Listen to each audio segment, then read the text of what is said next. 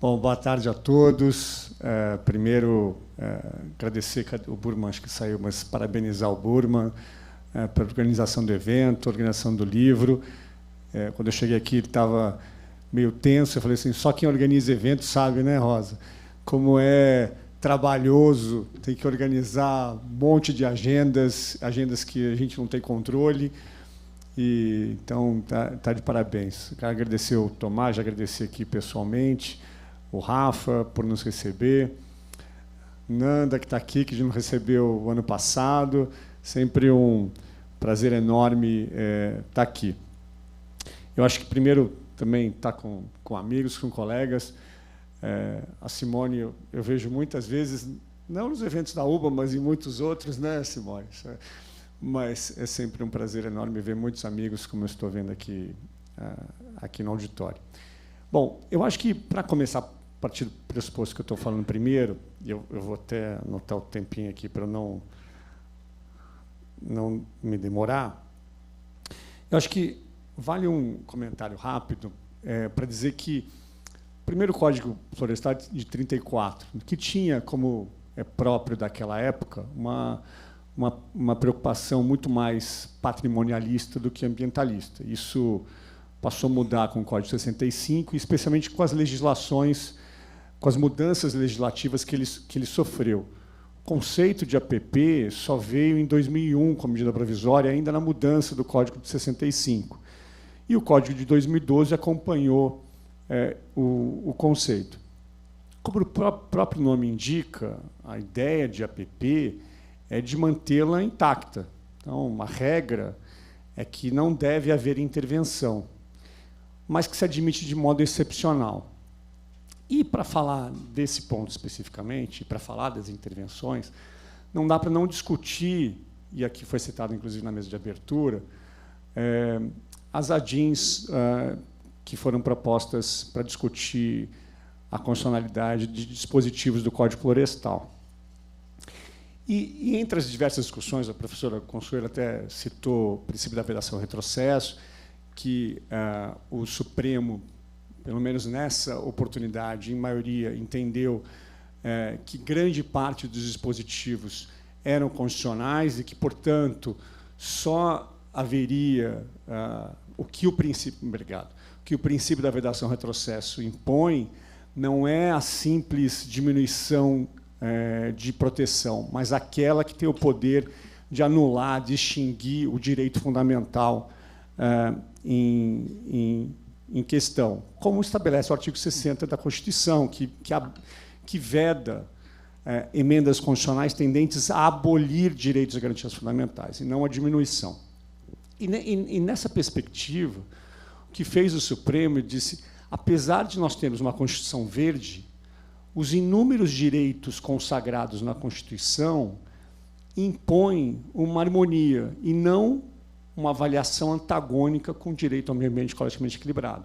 Portanto, quando a gente discute o direito ao meio ambiente ecologicamente equilibrado como direito fundamental da pessoa humana, nós também devemos discutir a livre iniciativa entre os fundamentos da República Federativa do Brasil, no artigo 3º, o desenvolvimento nacional entre os objetivos fundamentais da República, a erradicação da pobreza, diminuição das desigualdades sociais e regionais, direito à propriedade do artigo 5º, direito ao pleno emprego no artigo 170 da Ordem Econômica, de modo que esses direitos devem ser analisados de forma harmônica e não antagônica, repito, disse o Supremo.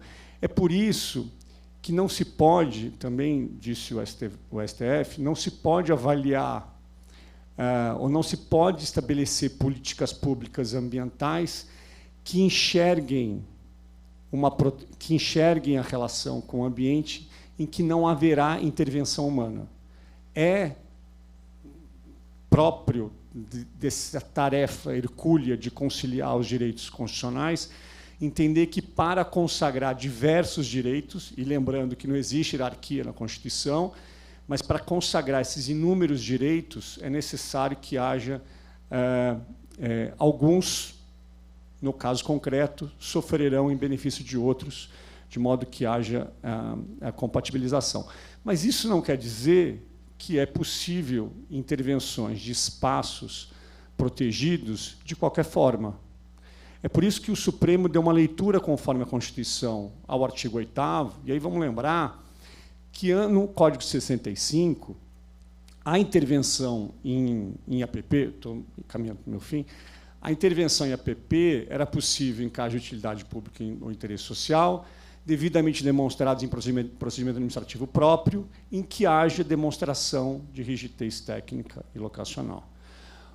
O legislador do Código de 2012 excluiu esses conceitos de rigidez técnica e locacional, que foram trazidos novamente, numa leitura conforme a Constituição, pelo Supremo, para dizer que não basta, e vamos lembrar, existe um rol, que ainda que não seja taxativo, mas existe um rol no Código para utilidade pública, para baixo impacto ambiental e para interesse social, mas não basta a classificação em uma dessas condições, que obviamente não são cumulativas, é uma ou outra. Mas há de haver, no caso concreto, portanto, através de procedimento administrativo conduzido no órgão ambiental, em que haja demonstração de rigidez técnica e locacional. É dizer, não existe uma outra forma de fazer, não existe um outro lugar de fazer que não aquele que implica em intervenção ou supressão da vegetação em APP. É claro que, no caso concreto, essa questão é complexa, porque nós temos rigidez, em alguns casos, que é absoluta e outras que são mitigada, e, portanto, que é preciso analisar as alternativas locacionais. Mas me parece que o teor da decisão do Supremo é de incorporar esses conceitos de rigidez técnica e locacional como condição, como regra geral, né? A lei traz exceções, como de segurança nacional, como o caso de defesa, a defesa civil em caso de acidentes, para mitigação ou prevenção, mas, como regra geral, esse conceito. Acho que eu fiquei no meu tempo e obrigado de novo. Eu só fazer um comentário sobre a fala da Simone. Quem acompanhou o julgamento do Supremo percebeu que, quando se julgou esse trecho do dispositivo de gestão de resíduos, ficou falando de lixão, lixão, lixão, lixão, lixão, como se gestão de resíduos fosse lixão.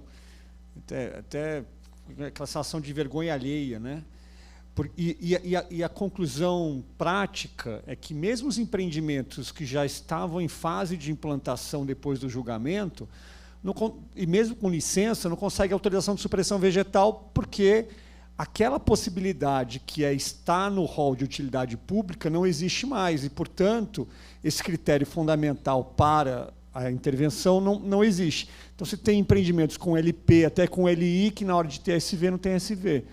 E como o Supremo não modulou os efeitos, a gente tem que resolver isso, né? Tem que resolver isso. Mas era o meu comentário.